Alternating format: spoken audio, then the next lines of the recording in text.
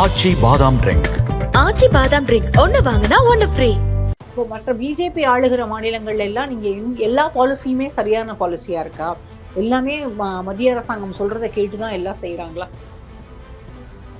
Money laundering இருக்குன்னு அவங்க feel பண்றது என்ன தப்பு? அரசியல் பொறுப்புல இருக்கக்கூடியவர்கள் இல்ல அவரோட தொடர்புடையவர்கள் இப்படி எல்லா பிரைவேட் இண்டிவிஜுவல்ஸ் எல்லாரையும் டார்கெட் பண்ற மாதிரி இல்ல இருக்கு. நான் ஒரு தவறு செய்துட்டேன் அப்படின்னா இண்டிவிஜுவலா என் மேல இருக்கக்கூடிய அந்த தவறுன்ற அந்த பதிவை வந்து என்னுடைய நிறுவனத்து மேல நீங்க சுமத்த முடியாது. நீங்க ஒரு இப்போ டாஸ்மாக்ல எம்ப்ளாயி செஞ்ச தவறுக்கு நீங்க வந்து டாஸ்மாகினுடைய தலைமை அலுவலகத்துல போய் ரெய்டு நடத்த முடியும் அப்படின்னா, இங்கே ஈடியில அங்கித் திவாரின்னு ஒருத்தர் பிடிபட்டார் லஞ்சம் வாங்கி.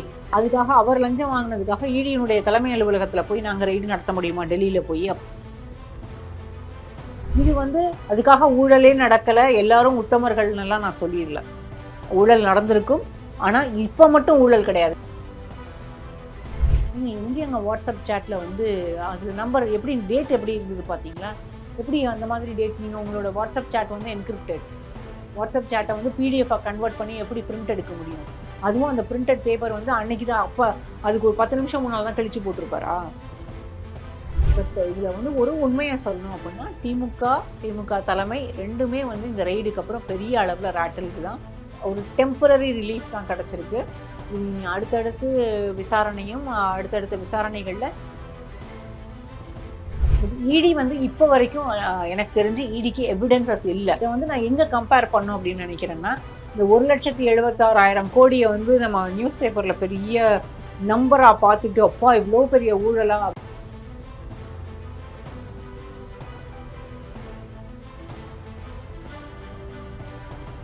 டிபேட் நேயர்களுக்கு வணக்கம். உச்சநீதிமன்றத்தில் அமலாக்கத்துறை விவகாரத்தில் பல்வேறு கருத்துகள் கூறப்பட்டிருக்கிறது. இது குறித்தெல்லாம் பேசுவதற்காக மூத்த பத்திரிகையாளர் ரஷ்மி அவர்கள் நம்மோட இருக்காங்க. வணக்கம் மேடம். வணக்கம். இன்னைக்கு வந்து உச்சநீதிமன்றத்தில் அமலாக்கத்துறை வழக்கு வந்துச்சு. இந்த அமலாக்கத்துறையினர் ரைடு வந்து ஃபெடரல் ஸ்ட்ரக்சரை உடைக்கிற மாதிரி இருக்குன்னு ஒரு கமெண்ட் பாஸ் பண்றாங்க. எல்லாரும் அதை முக்கியமாகவும் பார்க்குறாங்க. அப்படி என்ன அமலாக்கத்துறை தமிழ்நாட்டுக்கு செஞ்சிருச்சு? அதாவது இடி வந்து இவ்வளோ பவர்ஃபுல்லாக ஒரு அரசாங்கத்தையோ இல்லை அந்த அரசாங்கத்தில் ரொம்ப முக்கியமாக இருக்கக்கூடிய நபர்களையோ, முதலமைச்சரிலிருந்து கீழே இருக்கக்கூடிய எம்எல்ஏக்கள் வரைக்கும் இல்லை இன்னும் கவுன்சிலர் வரைக்கும் எல்லார் மீதும் அவதூறுகளை, நான் வந்து ரொம்ப பர்டிகுலராக சொல்கிறேன், அவதூறுகளை முன்னாலேயே வந்து அந்த பர்செப்ஷனை செட் பண்ணுறதுக்கான வேலைகளை இவ்வளவு வேகமாக இடி செய்ய வேண்டிய அவசியம் இங்கே மட்டும் கிடையாது. தமிழ்நாட்டில் மட்டும் இல்லை, இந்தியா முழுக்கவே எதிர்க்கட்சிகள் ஆளக்கூடிய மாநிலங்கள்ல, அதுவும் குறிப்பிட்ட ஒரு சிலர் மீது மட்டுமே இந்த அமலாக்கத்துறையினுடைய ரெய்டோ இல்லை சர்ச்சஸோ இல்லை அதுக்கு பிறகு வரக்கூடிய ஸ்டேட்மெண்ட்ஸோ ரொம்ப ஸ்வீப்பிங்காக தான் ஒவ்வொரு முறையும் இருந்திருக்கு.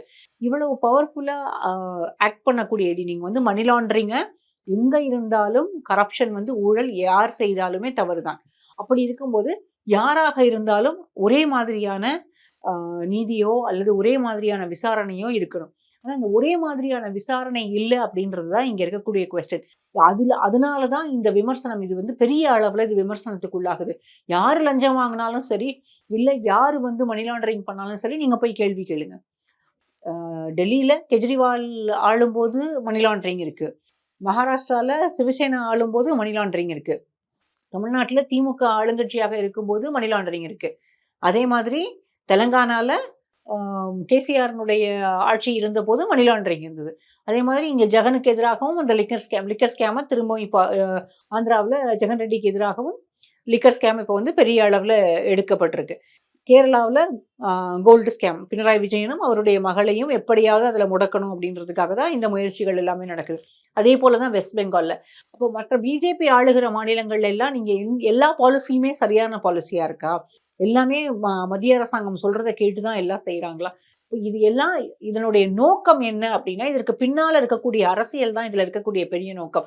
மணி லாண்டரிங், அதற்கு இருக்கக்கூடிய சட்டங்கள் எல்லாம் அந்த சட்டத்திட்டத்தின் அடிப்படையில யாரை விசாரிச்சாலும் நம்ம வந்து ஏற்றுக்கலாம். அது வந்து பிரதமராக இருந்தாலும் சரி, தமிழ்நாட்டினுடைய முதலமைச்சராக இருந்தாலும் சரி, இல்லை டெல்லி முதலமைச்சராக இருந்தாலும் சரி, பினராயி விஜயன் அவர்களாக, இல்லை கேரள முதலமைச்சராக இருந்தாலும் சரி, யாராக இருந்தாலும் சரி, யாரை வேணாலும் விசாரிக்கலாம். அவர்களுக்கு அதுக்கு வந்து ரைட்ஸ் இருக்கு, சட்டப்படி உரிமை இருக்கு, சட்டப்படி விசாரிக்க முடியும். அப்படி விசாரிக்கிறதுல எந்த தவறும் இல்லை. ஆனால் குறிப்பிட்ட ஒரு நபரை மட்டுமோ அல்லது குறிப்பிட்ட ஒரு கட்சியை மட்டுமோ டார்கெட் பண்ணும்போது தான் நம்ம வந்து அமலாக்கத்துறையினுடைய செயல்பாடுகளை நம்ம விமர்சிக்க வேண்டிய ஒரு கட்டாயத்துக்கு நம்ம போகிறோம். இதில் வந்து ஃபெடரல் ஸ்ட்ரக்சரை பற்றின ஒரு கொஸ்டின் வருது.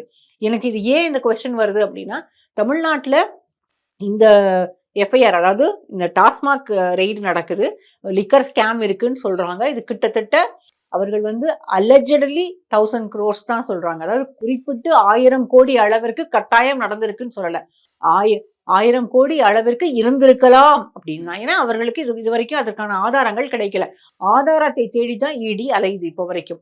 அதனால தான் இந்த இதுக்கு வந்து பேசிஸா அவங்க எடுக்கிறது என்னன்னா, கடந்த 2017 2021 வரைக்கும் டிவிஎஸ்சியால, தமிழ்நாட்டினுடைய DVSC directorate of vigilance and anti corruption பதிஞ்ச 41 எஃப்ஐஆர்களை அவங்க வந்து அடிப்படையாக எடுத்து தான் விசாரணை நடத்துகிறாங்க.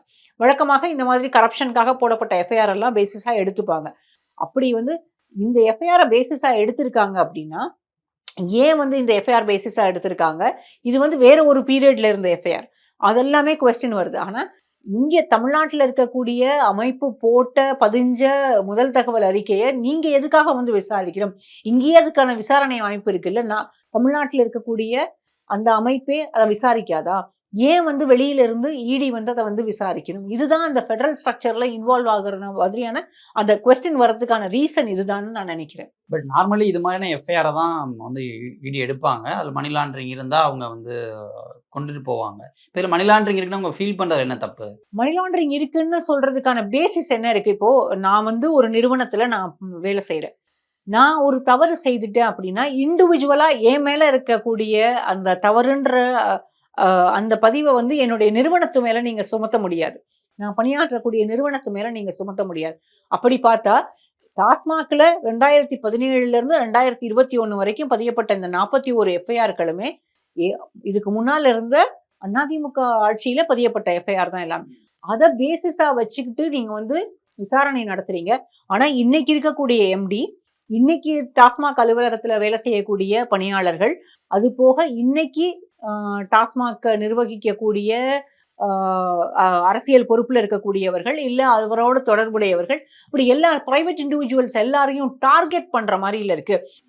என்னை பொறுத்த வரைக்கும் இதனுடைய நோக்கம் என்னன்னு நான் பார்க்குறேன்னா, இதுக்கு பின்னால் இருக்கக்கூடிய அரசியல் என்னன்னு நான் புரிஞ்சுக்கிறேன். அப்படின்னா, தேர்தல் நேரத்தில் திமுக வந்து எந்த இடத்துலையும், ஏதாவது பவர்ஃபுல்லாக எந்த டிஸ்ட்ரிக்ட்லையும் ஃபண்ட்ஸ் மூவ் பண்ண விடாமல் பார்த்துக்கணும் அப்படின்றது தான் இதனுடைய எண்ணமாக இருக்கணும். ஏன்னா டாஸ்மாக்ல இருந்து வரக்கூடிய பணமோ அல்லது வேறு ஏதாவது ஒரு வழியில அவங்களுக்கு வந்து ஃபண்ட்ஸ் வந்ததுன்னா அப்படின்னா, எலெக்ஷன் எக்ஸ்பென்சஸை அவங்களால மேனேஜ் பண்ண முடியும்.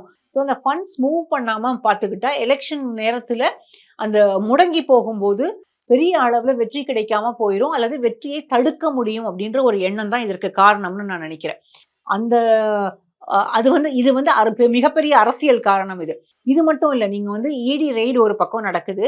நீங்கள் அதாவது டெல்லிக்கு எடப்பாடி பழனிசாமி அவர்கள் போகிறாரு, போயிட்டு அமித்ஷா அவர்களை பார்த்துட்டு வராரு. அதற்கு பிறகு இங்கே வந்து அதிமுக எல்லா இடங்கள்லையும் அவங்க வந்து ரொம்ப வேகமாக தேர்தல் பணிகளை தொடங்க ஆரம்பிச்சிடுறாங்க.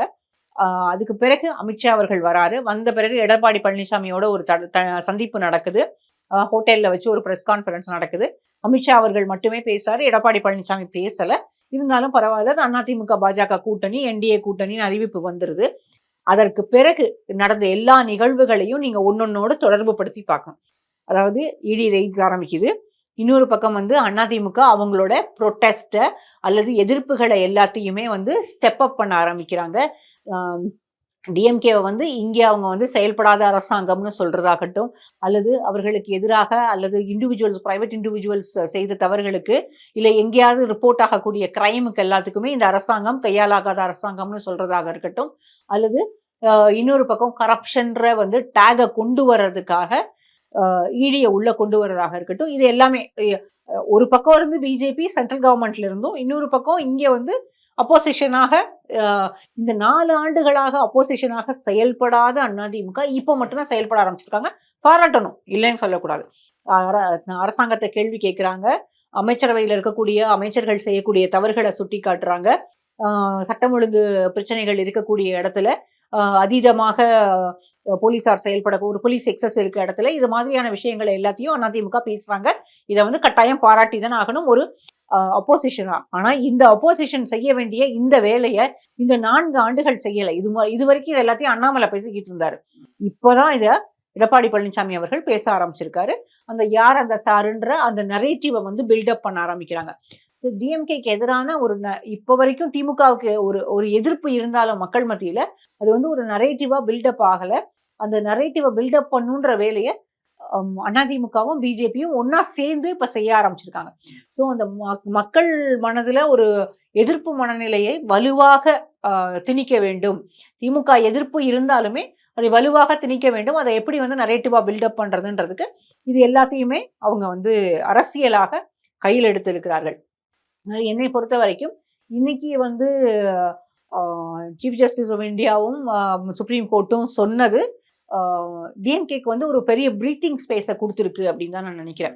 ஏன்னா இந்த டாஸ்மாக் ரெய்டு இந்த கடந்த ஒரு வாரமாக அவர் வீட்டுக்கு போனாங்க, அந்த ரத்தீஷன் ஒருத்தர் வீட்டுக்கு போனாங்க, ஃபிலிம் ப்ரொடியூசர் ஆகாஷ் பாஸ்கரனை விசாரிக்க போறாங்க, அவருடைய தொடர்புடைய ஆட்களை விசாரிக்கிறாங்க. இது மாதிரியான செய்திகள் எல்லாம் வந்துட்டே இருந்தது பாருங்க. செய்திகள் வந்துட்டு இருந்து அவங்களும் போனாங்க, சம்மன்ஸ் சர்வ்ட் ஆன் ஆகாஷ்.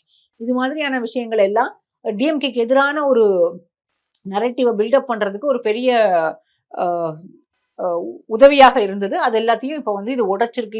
இன்னைக்கு வந்த இந்த ஆர்டர் வந்து, அதாவது இந்த இன்டர்ம் ஸ்டே வந்து உடைச்சிருக்கு அப்படின்னு நான் நினைக்கிறேன். பட் இடி வந்து இப்போ வரைக்கும் எனக்கு தெரிஞ்சு இடிக்கு எவிடன்சஸ் இல்லை. அவங்க வந்து ரொம்ப வேகமாக இதுக்கான ஆதாரங்களை திரட்டுவதற்காக தான் அடுத்தடுத்த ரெய்ட்ஸ் வந்து போயிட்டே இருக்காங்க அப்படின்னு தான் ஃபீல் பண்றேன். இன்னொன்று 1000 கோடி அப்படின்னு அவங்க எப்படி டிரைவ் பண்ணாங்க, இதை வந்து நான் எங்க கம்பேர் பண்ணோம் அப்படின்னு நினைக்கிறேன்னா, கடந்த திமுக ஆட்சியில் இருந்த போது, மத்தியில் அவர்கள் வந்து காங்கிரஸோடு கூட்டணியில் இருந்த போது இந்த 1,76,000 கோடியை வந்து நம்ம நியூஸ் பேப்பர்ல பெரிய நம்பரா பார்த்துட்டு அப்பா இவ்வளோ பெரிய ஊழலா அப்படின்னு கேட்க வந்து நம்ம நினைச்சோம் பாருங்க. அதே மாதிரியான ஒரு மைண்ட் செட்டை மக்கள் மத்தியில உருவாக்கணும் அப்படின்றதுக்காக தான். அப்போ 2G எப்படி அவர்களுக்கு ஒரு ஃபாலா இருந்ததோ அதே மாதிரி இப்போ வந்து இந்த லிக்கர் ஸ்கேம் ஒரு மிகப்பெரிய ஃபாலா அவங்களுக்கு அமையணும் அப்படின்ற ஒரு அரசியல் பின்னால இருக்கு. இது வந்து அதுக்காக ஊழலே நடக்கல, எல்லாரும் உத்தமர்கள்னெல்லாம் நான் சொல்லிடல. ஊழல் நடந்திருக்கும். ஆனா இப்ப மட்டும் ஊழல் கிடையாது. ஏன்னா இப்ப இருக்கக்கூடிய திமுக அரசாங்கம் சொல்றது என்னன்னா, நாங்க என்ன பாலிசியை ஃபாலோ பண்றோம் அப்படின்னா, இதுக்கு முன்னால் அதிமுக என்ன பாலிசி இருந்தாங்களோ கடந்த 10 ஆண்டுகளாக 15 ஆண்டுகளாக தமிழ்நாடு டாஸ்மாக் வந்து என்ன ப்ரொக்யூர்மெண்ட் ரூல்ஸ் ஃபாலோ பண்ணாங்களோ, இல்லை பாட்லிங் யூனிட்டுக்காக எப்படிப்பட்ட ரூல்ஸ் ஃபாலோ பண்ணப்பட்டதோ அதையே தான் நாங்கள் பண்ணுறோம் அப்படின்றாங்க. அப்போ விசாரணை நடத்தணும்னா இன்னைக்கு புதுசாக இதுக்குள்ள வந்திருக்கக்கூடிய இந்த நபர்களை வந்து விசாரிக்கிறத விட்டுட்டு இதுக்கு முன்னால் இருந்த அமைச்சர்களையும் இதுக்கு முன்னால் இருந்த அதிமுகவில் அப்போ ஐஏஎஸ் ஆஃபீஸர்ஸாக இருந்தவங்கள எல்லாரையுமே விசாரிக்க வேண்டிய கட்டாயம் இருக்குது. நீங்கள் எந்த எஃப்ஐஆரோட பேசிஸில் போயிருக்கீங்கன்றதை பொறுத்து தான். இன்னொன்று வந்து திமுக தரப்பில் வைக்கக்கூடிய வாதம் என்ன அப்படின்னா, நீங்கள் ஒரு இப்போ டாஸ்மாகில் எம்ப்ளாயி செஞ்ச தவறுக்கு நீங்கள் வந்து டாஸ்மாகினுடைய தலைமை அலுவலகத்தில் போய் ரெய்டு நடத்த முடியும் அப்படின்னா, இங்கே ஈடியில் அங்கித் திவாரின்னு ஒருத்தர் பிடிபட்டார் லஞ்சம் வாங்கி, அதுக்காக அவர் லஞ்சம் வாங்கினதுக்காக ஈடியினுடைய தலைமை அலுவலகத்தில் போய் நாங்கள் ரெய்டு நடத்த முடியுமா டெல்லியில் போய் அப்படின்ற ஒரு கேள்வியை வந்து டிஎம்கே வைக்கிறாங்க. இது ஒரு விதத்தில் சரியானதும் கூட தான். எப்படி வந்து இண்டிவிஜுவல் செய்யக்கூடிய தவறுக்கு அரசாங்கத்தையும் அந்த அரசாங்கத்தை நிர்வகிக்கக்கூடியவர்களையும் எப்படி தப்புன்னு சொல்ல முடியும். இதில் இன்னொரு அம்சம் என்னன்னா, இப்போ டாஸ்மாக் மட்டும் இல்லை, இதுக்கு முன்னால் நேருவினுடைய இல்லங்கள்லையும் நேருவுக்கு தொடர்புடைய இடங்கள்லையும் அது போக அவருடைய தம்பி ரவி அவருடைய இடத்துலையும் அது அவருடைய மகன் எம்பியாக இருக்கக்கூடிய அருண் நேரு இவங்க எல்லாரையுமே சம்மந்தப்படுத்தி Tamil Nadu metro water and municipal administration டிபார்ட்மெண்ட்டில் ரெய்ட் நடந்தது. அதற்கு முன்னால் டேமினில் ரெய்ட் நடந்தது, அதாவது மினரல்ஸ் அண்ட் மைன்ஸில். ஆனால் மினரல்ஸ் அண்ட் மைன்ஸில் பெரிய அளவில் ஒரு ஊழல் நடந்திருப்பதாக அந்த குவாரி அலோகேஷனில் இருந்த பிரச்சனைகள், அந்த டெண்டரில் இருந்த பிரச்சனைகள் எல்லாம் அதன் அடிப்படையில் தான் அதற்கு பிறகு துரைமுருகன் அவர்கள் வந்து அமைச்சரவையில் மாற்றம் செய்யப்பட்டதாகவும் சொல்லப்பட்டது. ஊழல் இருந்தாலுமே அதுக்காக இவ்வளோ ஸ்வீப்பிங்காக ஒரு எதிரான ஒரு மனநிலையை உருவாக்குறதுக்காக ரெய்டு நடத்தணுன்ற அவசியம், அதுவும் இவ்வளோ வேகப்படுத்த வேண்டிய அவசியம் இல்லை. ஆனால் இதில் வந்து இப்போ நேருவாக இருக்கட்டும், இல்லை செந்தில் பாலாஜி அவராக இருக்கட்டும், இப்போ இந்த டாஸ்மாக் விவகாரத்தில் உதயநிதி வரைக்கும் பேசப்படுகிறது. அஃபிஷியலாக இடி சொல்லலை, பட் ஸ்டில் அது மாதிரியான பேச்சுக்கள்லாம் நிறைய பேர் ட்வீட்ஸாலாம் போடுறாங்க. ஸோ இப்படி இந்த இண்டிவிஜுவல்ஸை ஏன் டார்கெட் பண்ணணும்? ஏன்னா வந்து இப்போ இந்த விவகாரங்களில் ஒரு எவிடன்ஸை தேடி அவங்க போகும் பொழுது இண்டிவிஜுவல்ஸை டார்கெட் பண்ணுறாங்க, இல்லை இவங்கெல்லாம் வந்து திமுக ஒட்டுமொத்தமாக களங்கம் கற்பிக்க ட்ரை பண்ணுறாங்க, அந்த லார்ஜர் பிக்சரை வச்சு பேசுறதெல்லாம் எந்த அளவுக்கு சரி? திமுகவுக்கு முற்றிலுமாக களங்கம் கற்பிப்பது அப்படிங்கிறத விட அது அது இது வந்து இந்த இண்டிவிஜுவல்ஸை டார்கெட் பண்ணும்போது, இப்போ நீங்கள் செந்தில் பாலாஜியை பொறுத்த வரைக்கும் அவருக்கு இப்போ வந்து மண்டல பொறுப்பு கொடுத்துருக்காங்க. அவர் இருந்தால் தான் வந்து திமுகவிற்கு வெஸ்ட்டில் வந்து ஒரு பெரிய வெற்றி கிடைக்கும். அதே மாதிரி நேரு வந்து திருச்சி அது மட்டும் இல்லாமல் சவுத்தில் வந்து அவருக்கு ஒரு பெரிய இன்ஃப்ளூயன்ஸ் இருக்குது. உதயநிதி அப்படின்ற போது உதயநிதி வந்து திமுகவினுடைய ஒரு முகமாக பார்க்கப்படுகிறார்.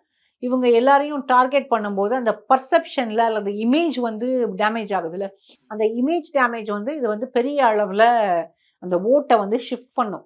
அதுக்காக தான் இந்த முயற்சிகள் எல்லாம் நடக்குது அப்படின்னு நான் நினைக்கிறேன்.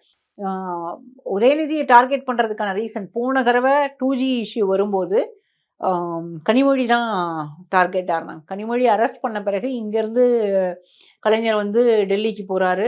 அங்கே வந்து அந்த குடும்பமே வந்து முழுமையாக ஷேக் ஆகுது. அப்போது அது வந்து ஒரு பெரிய அளவில் இமேஜ் டேமேஜ் பண்ணுது. இப்போது கலைஞர் வந்து அங்கே உடஞ்சி போகிறார். இப்போ இங்கே வந்து உதயநிதியை அரெஸ்ட் பண்ணும்போது அது வந்து ஸ்டாலினுக்கான டார்கெட். நேரடியாக முதலமைச்சரை வந்து அரெஸ்ட் பண்ணவோ இல்லை கேள்வி கேட்கவோ இல்லாமல் மகனை வந்து இது பண்ணும்போது அது இமோஷ்னலாக அதை வந்து அந்த பாதிப்பை வந்து உண்டு பண்ண முடியும் அப்படின்ற எண்ணம் இருக்குது. இது வந்து எப்போதுமே அரசியலில் இது இருக்கக்கூடியதான், இது புதுசு கிடையாது.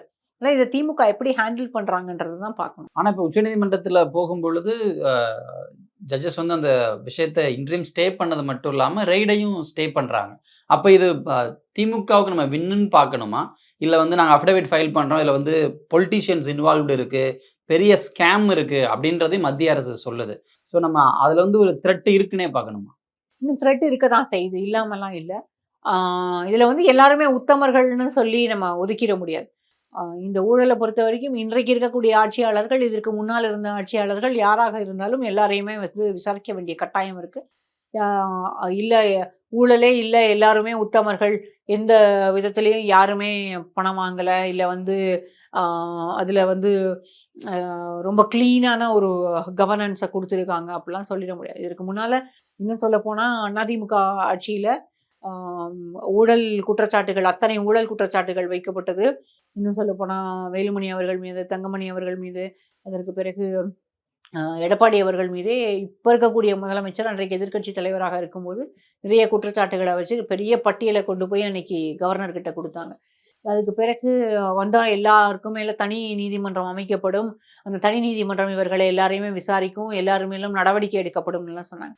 ஆனால் இன்னைக்கு வரைக்கும் கவர்னர்கிட்ட சாங்ஷன் வாங்க முடியாமல் அந்த எல்லா டிவிஎஸ்சி போட்டால் எல்லா எஃப்ஐஆரும் சார்ஜ் ஷீட்டும் அப்படியே தான் இருக்குது. டிவிஎஸ்சி ரெய்ட் நடத்தினாங்க வேலுமணி வீட்டிலலாம், அதற்கு பிறகு எதுவுமே நடக்கலை. இன்னைக்கு வரைக்கும் திமுக அரசு அந்த எந்த நடவடிக்கையும் எடுக்கலை. ஊழல்னு அன்னைக்கு பேசினதோட சரி, அதற்கு பிறகு எந்த நடவடிக்கையும் இது வரைக்கும் எடுக்கலை.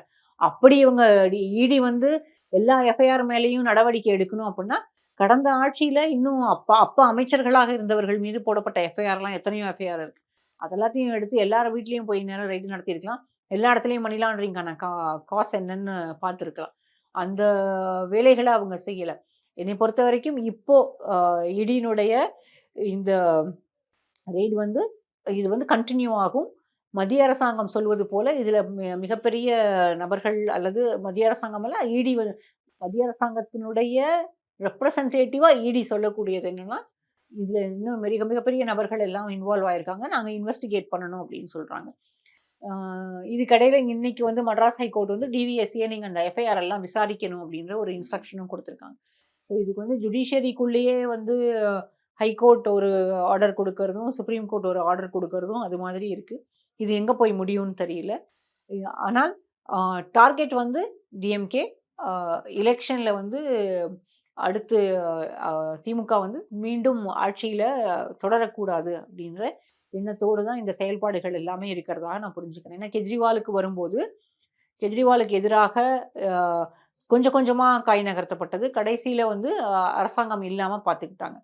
ஒருவேளை அதற்கு அதிமுக வந்து இப்போ துணை நிற்கும் போது அந்த கூட்டணியில் இருக்கிறதுனால மீண்டும் இங்கேயும் ஆட்சியை பிடிச்சிட முடியுன்ற எண்ணம் பாரதிய ஜனதா கட்சிக்கு இருக்கு. அதற்கு இடி வந்து இப்போ ஒரு டூல். ஆனா இப்ப திமுக டார்கெட் பண்ண வேண்டிய அவசியம் என்ன? திமுக அதிமுக, பாஜக கூட்டணி அவங்களுக்கு வந்துருச்சு. அது மூலம் வெற்றி பெறலாம்னு அவங்க நம்புறாங்க. பட் மற்ற இடங்களை விட திமுகவை ரொம்ப டார்கெட் பண்றாங்க அப்படின்னு அவங்களே டிஎம்கே தான். அதாவது இந்தியா முழுக்கவே பாரதிய ஜனதா கட்சிக்கு எதிரான ஒரு மனநிலையோ அல்லது பாரதிய ஜனதா கட்சி செய்யக்கூடிய தவறுகளையோ ஆர்எஸ்எஸ் செய்யக்கூடிய தவறுகளையோ அது எல்லாத்தையுமே வந்து இன்னைக்கு இந்தியா முழுக்க ரொம்ப ஓங்கி பேசக்கூடிய இடத்துல இருக்கிறது திமுக தான். நீங்கள் டீலிமிட்டேஷன் இஷ்யூவாக எடுத்துக்கோங்க, இல்லை வந்து லாங்குவேஜ் பாலிசியாக எடுத்துக்கோங்க, இல்லை நேஷனல் எஜுகேஷன் பாலிசியை எடுத்துக்கோங்க. இது எல்லாத்துலேயுமே திமுக பேசின குரல் வந்து எல்லா இடங்கள்லையுமே வந்து பெரிய அளவில் போய் ரீச் ஆச்சு. இன்னும் சொல்ல போனால் நேற்றைக்கு கூட வந்து பெங்களூரில் ஒரு பேங்க்கில் வந்து ஹிந்தியில் பேசுகிறாங்க, இல்லை நீங்கள் கன்னடத்தில் பேசுங்க, எங்கள் மாநிலத்தினுடைய மொழி இதுதான், இதில் பேசுங்கன்னு சொல்லி கேட்கக்கூடிய அளவுக்கு அந்த தாய்மொழி மீதான அந்த இதுவும் எல்லா இடத்துலையும் மகாராஷ்டிராவில் கூட மராட்டி பேசுங்க அப்படின்னு. ஸோ இந்த இதுக்கு வந்து ஒரு பெரிய ரீசன் டிஎம்கே எடுத்த அந்த லாங்குவேஜ் லிங்குவிஸ்டிக் ஃபைட். இது வந்து பிஜேபியை பெரிய அளவில் தமிழ்நாட்டில் ஐசோலேட் பண்ணிடுச்சு. இந்தியா முழுக்கவே அவங்க வந்து இந்த ஆப்ரேஷன் சிந்தூர் வரல அப்படின்னா அதற்கு முன்னால் இருந்த அந்த டீலிமிட்டேஷன் இஷ்யூவும் லாங்குவேஜ் இஷ்யூவும் பார்லிமெண்ட்லேயே பெரிய அளவில் அவங்களுக்கு எதிரான ஒரு நிலையை வந்து உருவாக்கியது, அப்போசிஷனுக்கான ஒரு ஸ்ட்ரென்த்தை அது கொடுத்தது. ஸோ இதை வந்து திமுக தான் முன்னெடுக்குது அப்படின்ற போது பொலிட்டிக்கலாக யார் டேமேஜ் பண்ணுறாங்களோ அவங்களுக்கு எதிரான வேலைகளை ரொம்ப வேகமாக ஆர்எஸ்எஸும் பாரதிய ஜனதா கட்சியும் செய்யக்கூடியதை இந்தியா முழுக்கவே நம்ம வந்து பார்த்துருக்கோம். அதன் அடிப்படையில் தான் இப்போ திமுகவுக்கு எதிராக இந்த வேலைகளை இது வந்து நடக்க ஆரம்பிச்சிருக்குன்னு நான் நினைக்கிறேன். பிஜேபிக்கு வந்து நீங்கள் பெரிய ஸ்பேஸ் இருக்குது, இங்கே பிஜேபியும் ஏடிஎம்கேவும் சேர்ந்துடுறதுனால அவங்களுக்கு தான் ஜெயிச்சிட முடியுமே அப்படின்னு நீங்கள் கேட்டிங்கன்னா அது முடியாது. அதாவது அவங்களுக்கு வந்து ஒரு ஸ்பேஸ் இருக்குன்னா டிஎம்கேவோட ஸ்பேஸ், அதாவது திமுக கூட்டணி இது வரைக்கும் இன்டாக்டாக இருக்குது. திமுகவுக்கு எதிரான ஒரு மனநிலை இது வரைக்கும் பெரிய அளவில், நான் ஆரம்பத்திலேயே சொன்னேன், நரேட்டிவாக பில்டப் ஆகலை. அப்போ அந்த இமேஜை வந்து டேமேஜ் பண்ணணும், இவங்களுக்கான இமேஜை இன்க்ரீஸ் பண்ணணும். இது ரெண்டையும் பண்ணால் மட்டும்தான் அடுத்த எலெக்ஷன் அவங்களுக்கு வந்து ரொம்ப பாசிட்டிவாக இருக்கும். அதனால் இந்த வேலைகளை செய்ய ஆரம்பிச்சிருக்காங்கன்னு நான் நினைக்கிறேன். பிஜேபியை பொறுத்த வரைக்கும் கடந்த தேர்தலில் அவங்க கூட்டணி வாங்கின 19% வாக்குகள் இந்த தேர்தலையும் வாங்கிடுவாங்கன்னு நீங்கள் நினைக்காதீங்க. ஏன்னா அந்த 19%ல் அண்ணாமலைக்கான வாக்குகளும் அடக்கம். அண்ணாமலை எடப்பாடி பழனிசாமிக்கு எதிராக பேசிய வாக்குகளும் அடக்கம். எடப்பாடி பழனிசாமிக்கு எதிரான வாக்குகளும், ஏன்னா அண்ணாமலை எல்லா இடத்துலையும் அவரை டார்கெட் பண்ணி பேசுறாரு. உங்கள் கட்சியே இருக்காது, நீங்கள் ஒரு தற்கூரி, இப்படியெல்லாம் பேசினார். அதெல்லாமே அடக்கம். இப்போ எடப்பாடி பழனிசாமிக்கு ஓட்டு போட வேண்டான்னு நினைக்கக்கூடிய ஏடிஎம்கேல இருந்தவங்க அங்கே ஓட்டு போட்டிருக்கலாம்ல. இது எல்லாத்தையும் கால்குலேட் பண்ணணும். அதே அந்த 19% அந்த 20% சேர்ந்தா கிட்டத்தட்ட 39% வந்துடும், ஜெயிச்சிருவாங்க அப்படின்னு மட்டும் நினைச்சிடாதீங்க. அரித்மெட்டிக் பேசலாம், ஆனால் நாளாக நாளாக இஷ்யூஸ் வந்து கிரவுண்டில் மாறிக்கிட்டே இருக்கும். சோஷியல் மீடியாவில் இருக்கக்கூடியது கிரவுண்டில் இல்லை. சோஷியல் மீடியாவில் என்ன வேணால் பேசலாம், பட் வந்து கிரவுண்டில் வேறு மாதிரியான மக்களுடைய எண்ணங்கள் வேறு மாதிரியாக இருக்கும். மக்கள் மத்தியில் அதிருப்தி இருக்குது. எந்த ஒரு அரசாங்கம் இருந்தாலும், எப்படிப்பட்ட அரசாங்கம் இருந்தாலும், அவங்க வந்து ரொம்ப அருமையான ஒரு ஆட்சி நடத்தி இருந்தாலும், ஊழலுக்கு இடமில்லாத ஒரு ஆட்சி நடத்தி இருந்தாலும் சரி, நல்ல வெல்ஃபேர் ஸ்கீம்ஸ் கொடுத்துருந்த ஆட்சி இருந்தாலும் சரி, யாராக இருந்தாலும் ஆன்டி இன்கம்பன்சி இருக்கும். அந்த ஆன்டி இன்கம்பன்சி ஹெவியாக இருக்கா இல்லை மைல்டாக இருக்கா அப்படின்றது தான் இதில் இஷ்யூவே. ஆனால் அந்த இப்போ இருக்கக்கூடிய அந்த ஆன்டி இன்கம்பன்சியை இன்னும் பெரிய அளவில் பில்டப் பண்ணுன்றதுக்காக தான் இந்த ரெய்டு. இன்னொரு பக்கம் வந்து அந்த க்ரைம் கேசஸை பற்றி அதிகமாக பேசுறது, கொலை நடக்குது, கொள்ளை நடக்குது, பாலியல் துன்புறுத்தல்கள் நடக்குது அப்படின்லாம் பேசக்கூடிய இந்த இதெல்லாமே இந்த நரேட்டிவை பில்டப் பண்ணுறதுக்கான வேலைகளாக தான் நான் பார்க்குறேன். ஸோ இப்போ வந்து பாஜக இடியை பயன்படுத்தி இப்படி நடவடிக்கை எடுதுன்னு வச்சுக்கோமே, ஆனால் இதில் வந்து டாஸ்மாக் விவகாரத்தில் அதிமுக எந்த ஒரு விஷயத்தையுமே அவங்க காட்டலை. அதிமுக அதை பெருசாக எடுத்துகிட்டு போகிறதுக்கு எந்த முயற்சிகளையும் பண்ணலை. ஆனால் அதிமுக அப்போ இங்கே இன்ட்ரெஸ்ட் இல்லையா, இல்லை அதிமுக வந்து அதை இல்லை? அதிமுக பேசுகிறாங்க, ஊழல்னு பேசுகிறாங்க. ஆனால் அதிமுகவை பொறுத்த வரைக்கும் இந்த நீங்கள் திரும்பவும் அந்த எஃப்ஐஆர் நம்ம ஆரம்பத்தில் பேசணும் தான், 2017 2021 வரைக்கும் போட்டது தான். நம்ம தமிழ்நாட்டில் வந்து டெல்லியில் இருக்க மாதிரியோ இல்லை வந்து சத்தீஸ்கரில் இருக்க மாதிரியோ ஆனால் லிக்கர் பாலிசி நமக்கு கிடையாது. தெலுங்கானாவில் இருக்க லிக்கர் பாலிசி நமக்கு இல்லை. நம்முடையது வந்து முழுக்க வேறு சிஸ்டம். இங்கே வந்து டாஸ்மாக் வந்து கவர்மெண்ட் ஓன்டு ரீட்டைலர், கவர்மெண்ட்டே தான் ரீட்டைல் ஷாப்ஸ் வச்சுருக்கிறது. அதனால இங்கே இருக்கக்கூடிய முறை வந்து கம்ப்ளீட்டாக வேற. எல்லாமே அரசாங்கமே ஹேண்டில் பண்ணக்கூடியது. அப்போ அதிமுக இதை பேசாம, பெரிய அளவில் பேசாம இருக்கிறதுக்கான ரீசன் என்னன்னா, இங்க இருக்கக்கூடிய கார்ப்பரேட்ஸ், பெரிய கார்ப்பரேட்ஸும் அதிலும் பெரிய டிஸ்டிலரிஸ் எல்லாமே வந்து எல்லா அரசியல் கட்சிகளுக்கும் பார்ட்டி ஃபண்ட் கொடுப்பாங்க. திமுகவுக்கு மட்டும் அவங்க பார்ட்டி ஃபண்ட் கொடுக்கணும்னு இல்லை, இதுக்கு முன்னால் அதிமுகவுக்கும் கொடுத்துருப்பாங்க. இப்போவும் அதிமுகவுக்கான பார்ட்டி ஃபண்டு அந்த டிஸ்டிலரிஸும் கொடுப்பாங்க, பாட்லிங் யூனிட்ஸும் கொடுப்பாங்க. எல்லாமே அந்த கார்ப்பரேட்ஸ் எல்லாமே ஒன்னோட ஒன்று லிங்க்ல தான் இருக்கும். இன்னும் சொல்லப்போனால் சில நிறுவனங்கள், அதாவது அதிமுகவினுடைய ஆட்சியில் இருக்கும்போது அரசாங்கத்துக்கு, இல்லை வந்து டாஸ்மாக்லையா இருக்கட்டும், இல்லை பிடிஎஸ்ஸாக இருக்கட்டும், அப்போ வந்து எந்தெந்த நிறுவனங்கள் எல்லாம் வந்து டெண்டரில் வந்து ஜெயிச்சு வந்தாங்களோ, அரசாங்கத்துக்கு சப்ளை செய்யக்கூடிய இடத்துல இருந்தாங்களோ, அதாவது பிடிஎஸ்ல என்ன சொல்ல போனால் கிறிஸ்டி ஃபுட்ஸ் அப்போ இருந்தாங்க. இன்றைக்கும் அதே மாதிரி அதே நிறுவனங்கள் தான், எல்லாமே அதே நிறுவனங்கள் தான் இருக்காங்க. அப்போ இந்த கார்ப்பரேட்ஸ் எல்லாம் 2 கட்சிகளுமே வந்து, எந்த அரசியல் கட்சியுமே இந்த கார்ப்பரேட்ஸை வந்து பகச்சிக்க மாட்டாங்க. ஏன்னா கடைசி நேரத்தில், தேர்தல் நேரத்தில் இந்த கார்ப்பரேட்ஸ் வந்து பெரிய உதவியாக இருப்பாங்க. அதனால எனக்கு தெரிஞ்சு அதனால தான் ஏடிஎம்கே வந்து இதை பெருசாக பேசலை அப்படின்னு நான் நினைக்கிறேன். அப்புறம் இந்த கேஸ் ஹைகோர்ட்டில் வரும்பொழுது ஹைகோர்ட் ஜட்ஜ்மெண்ட் கொடுத்துருந்தாங்க. இடியை விசாரிக்கவே கூடாதுன்னு கேட்குறதெல்லாம் எந்த அளவுக்கு சரி? இது ஒரு ப்ரொசீஜர் தானே, இது வந்து ஒரு லீகலாக அவங்க ஒரு விஷயத்தை எடுத்து பண்ணுறாங்க. அதுவும் ஸ்டேட் கவர்மெண்ட் அதை ரெசிஸ்ட் பண்ணுறதுன்றது வந்து எந்த அளவுக்கு சரி? குறிப்பாக வந்து எம்ப்ளாயிஸை ஹராஸ் பண்ணுறாங்க அப்படின்னு சொல்கிறதோ, அவங்களை விசாரிக்கும் பொழுது அது தடை கேட்குறது சரின்னு ஒரு விஷயமும் இருக்குது. ஸோ இப்படி ஒரு பிளாங்கெட்டாக ஒரு விஷயத்துக்கு தடை கேட்பது எந்த அளவுக்கு சரி? எனக்கு தடை கேட்பது சரின்னு நான் ஆர்கியூ பண்ண வரல. ஆனால் திரும்பவும் இதை தான் கேட்குறேன். ஏன் வந்து மாநிலத்துக்குன்னு ஒரு உரிமை இருக்குது. மாநிலம் வந்து செய்யக்கூடியதை இங்கேயே இருக்குது. டிவிஎஸ்சி போட்ட எஃப்ஐஆர், இன்னைக்கு வந்து ஹைகோர்ட் சொல்கிறாங்கல்ல, நீங்கள் விசாரிங்கன்னு சொல்லி, அதையே அன்னைக்கு வந்து சொல்லலாம். இல்லை இடி தான் விசாரிக்கணும்னு என்ன கட்டாயம்? இடி வந்து நினச்ச நேரம் யாரை வேணாலும் கூட்டிகிட்டு போகலாம், யார் வீட்டில் வேணாலும் எந்த விதமான சர்ச்சஸை வேணாலும் நடத்த முடியும். அந்த ஸ்வீப்பிங் பவர்ஸோடு இருக்கிறது தான் இங்கே இருக்கக்கூடிய பிரச்சனை.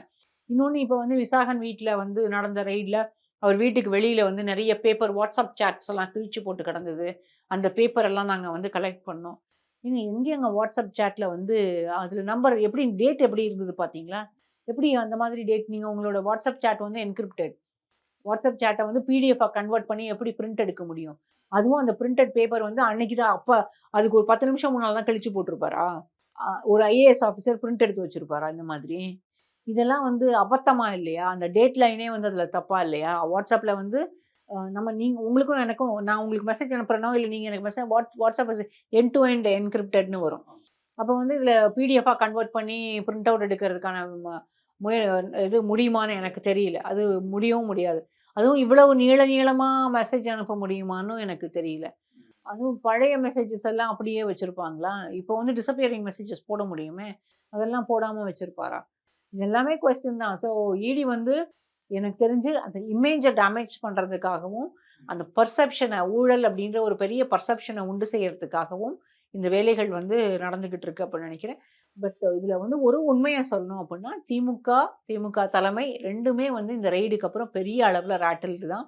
அதனால தான் அவங்க வந்து இந்த வேகம் எடுத்து இங்கே ஹைகோர்ட்டில் திரும்ப பெட்டிஷன் போட முடியாதுன்னு தான், நாங்கள் ஏற்கனவே பதிவு பண்ண வழக்கை வந்து வேகமாக நீங்கள் எடுக்கணும் அப்படின்னு சொல்லி திரும்பவும் சுப்ரீம் கோர்ட் போனது. அந்த சுப்ரீம் கோர்ட் போனதுனால அவங்களுக்கு இன்றைக்கி அவங்களுக்கு ஒரு ஃபேவரபுளான ஒரு டெம்பரரி ரிலீஃப் தான் கிடச்சிருக்கு. இது அடுத்தடுத்து அடுத்தடுத்த விசாரணைகளில் இடி கொடுக்கக்கூடிய ஆதாரங்களையும் பொறுத்து என்ன ஆகும் விசாரணைன்னு தெரியல. இது வந்து டிஎம்கேக்கு இப்போ கிடச்சிருக்கக்கூடிய டெம்பரரி ரிலீஃப். கொஞ்ச நாள் ப்ரீத் பண்ண முடியும், அவ்வளவுதான். கண்டிப்பாக என்ன நடக்குதுன்றதை பொறுத்து பார்க்கலாம். உங்கள் நேரத்துக்கும் கருத்துக்கள்